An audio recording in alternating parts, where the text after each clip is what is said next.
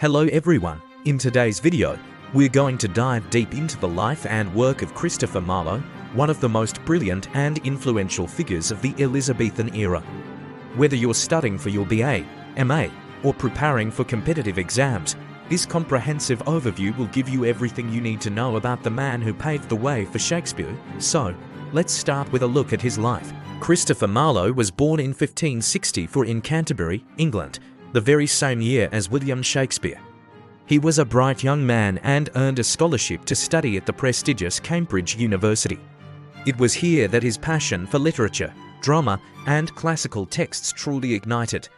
Marlowe was a star student, known for his sharp intellect and incredible poetic talent. However, his life wasn't just about books and plays. It was shrouded in mystery and controversy. He was rumoured to be a government spy, and more dangerously, he was accused of atheism, a very serious charge in Elizabethan England. His life, filled with so much promise, was cut tragically short.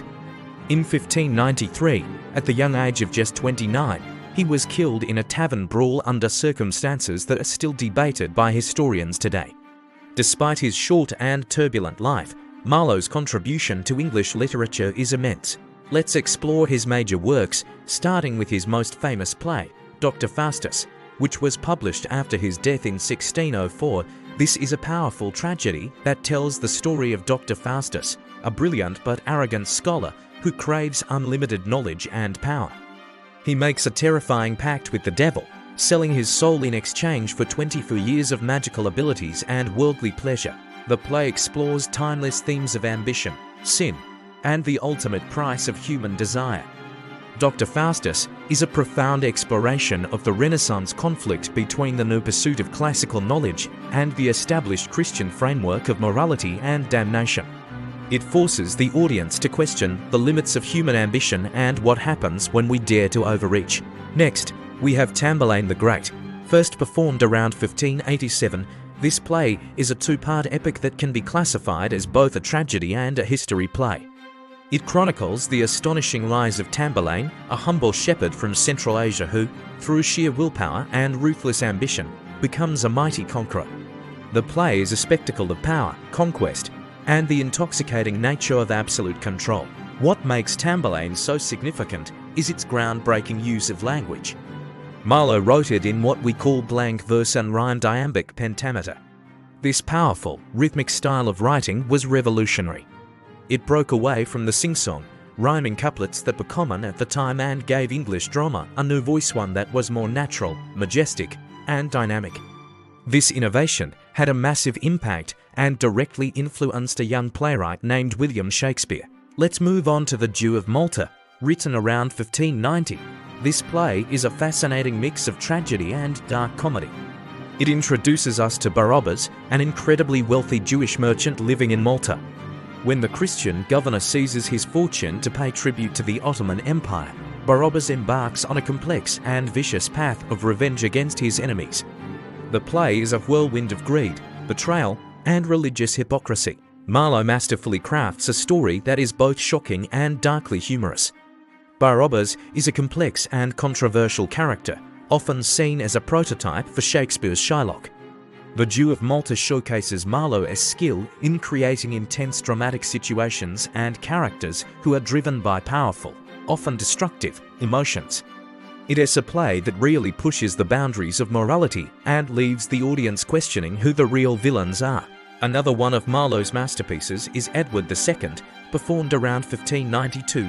This is a historical tragedy that is considered by many critics to be his most mature and polished work.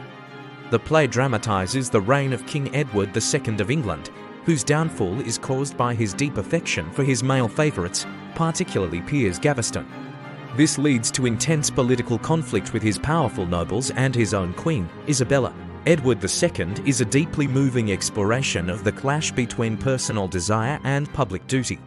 The central theme revolves around power, politics, and the tragic consequences when a ruler's private life collides with his political responsibilities. What sets this play apart is Marlowe's incredible skill in character psychology.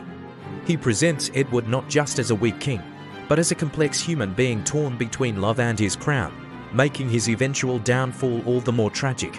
So, Having looked at his major works, what are the key characteristics that define Marlowe's writing? First and foremost is his mastery of blank verse. As we mentioned with Tamburlaine, Marlowe perfected unrhymed iambic pentameter, turning it into the standard for Elizabethan drama. His verse has a powerful, soaring quality often called Marlowe's mighty line. Second, his plays are dominated by heroic, larger-than-life characters. Think of Dr. Faustus's thirst for knowledge, Tamburlaine's insatiable ambition, or Barabas's cunning quest for revenge. These are not ordinary people. They are titans who challenge the very limits of human potential, and their greatness is often matched by a tragic, fatal flaw that leads to their demise.